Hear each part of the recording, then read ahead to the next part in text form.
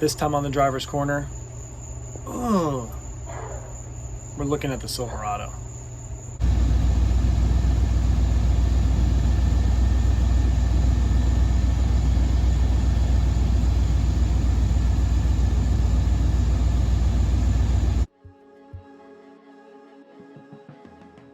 As some of you know, I recently bought this 1993 Silverado.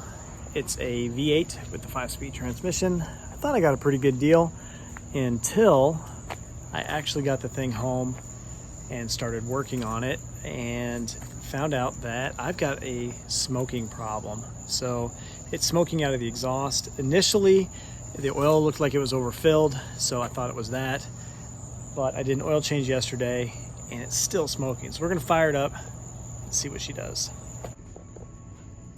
It smells like cigarettes in here.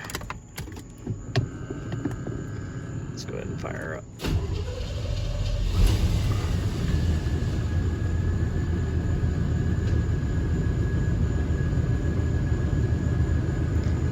All right, so last night I took it for a spin and it was like, oh, there it goes. You can see it right now.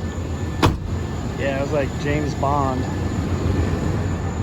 So initial puff on startup, see you later smoke. Everything will be pretty good on it until she warms up. So like pretty fine, clean, but it's low hanging. Look, it's like floating out into the neighborhood there. I'm gonna set you down and then I'm gonna rev it up because usually it'll do it when I rev it up as well. So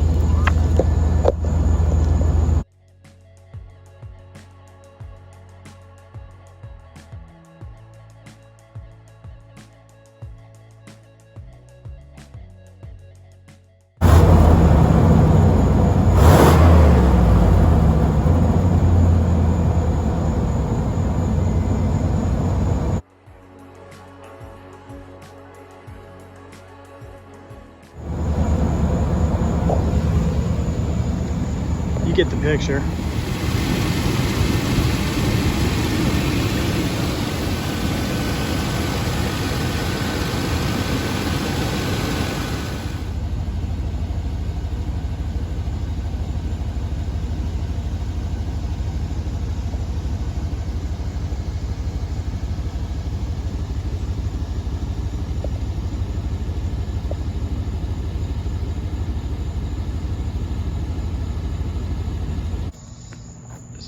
So on this truck, I did a hot and nasty roller paint job.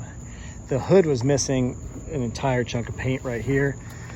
So I did a satin white in a Rust-Oleum, which is kind of cool. I haven't done the roof or anything yet. I kind of ran out of materials, but you can do these Rust-Oleum paint jobs pretty cheap. I chose satin on this one instead of a gloss, and I was gonna put my shop truck logos and stuff on it if I end up keeping this truck now that I'm having smoking problems out of it. But overall, it really cleans it up, like 10 footer for sure.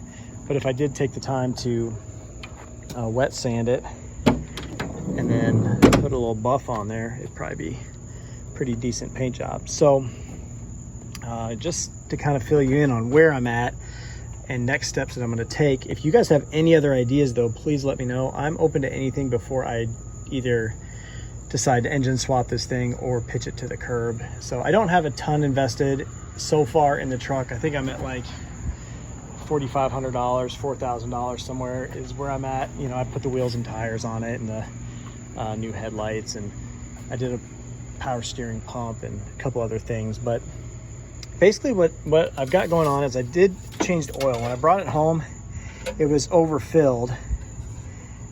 But now it's looking like it's overfilled again. So to me and it's not like coolant or anything in there. So it's kind of telling me that probably I've got an overfueling problem. So most likely what I've got going on, oh, are you serious? My third favorite shirt. What I think I have going on is this temperature sensor right here tells the computer what how much fuel to dump in it. And the truck does smell a little rich. So I'm thinking that if I swap out the temperature sensor, that we might end up solving kind of the situation where it's over fueling, which is then causing the fuel to be thin, which is then causing the truck to smoke. So I bought a sensor, but unfortunately it's the wrong one. I got one that I guess is built for trucks that have the gauge built into that sensor, which this one has two separate sensors for temperature. So it's got this one right here down by the exhaust manifold that tells the gauge what to do, and then that one over there is the one that tells the computer what to do. So that's my next plan of action, is I'm actually gonna drain the oil again, and I'm gonna go ahead and put the new sensors on there in the next day or so and see if I can solve the little bit of, well, it's not a little bit, but the smoking problem. I don't see any oil or anything in the coolant. It just smells like coolant. So I'll probably put a new radiator cap, because the other day it did push some out of this radiator cap. So I just want to make sure that my system is pretty solid. Like if I grab this cap, it kind of moves around a little bit. I also did check in here. I don't have anything that seems strange, and the truck runs really good. So it's really smooth running. The odometer shows about 200,000 miles, 217, something like that. So if it does need a rebuild, it is a 350, a 5.7. So I don't really anticipate having to spend a ton of money to keep it on the road if that's what ends up happening. I've also considered doing a miracle in a bottle, you know, running a thicker oil or something in there to try to, you know, basically stop the blow-by on the rings there. But what I'm gonna do first is see if I can get it to stop pumping so much gas in. And then after that, I'm gonna go ahead and make other decisions. So luckily these engines are kind of dime a dozen. The hot rod guy in me wants to swap out the engine and do like a 5.3 and then do something stupid like a turbo. The problem I'm having with that is potentially the fact that because this is a manual transmission car and it's the older NV 3500 transmission, doing that swap on a LS motor isn't necessarily the easiest thing.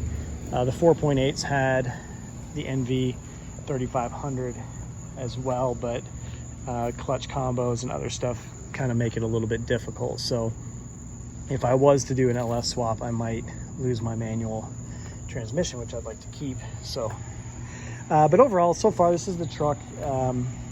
I traded a set of wheels for it plus some cash. It's got a couple little dings. I started pulling this one out on the side right here with suction cups. I think if I work it a little bit from the inside, if I take the door panel off, I think I can get that one out.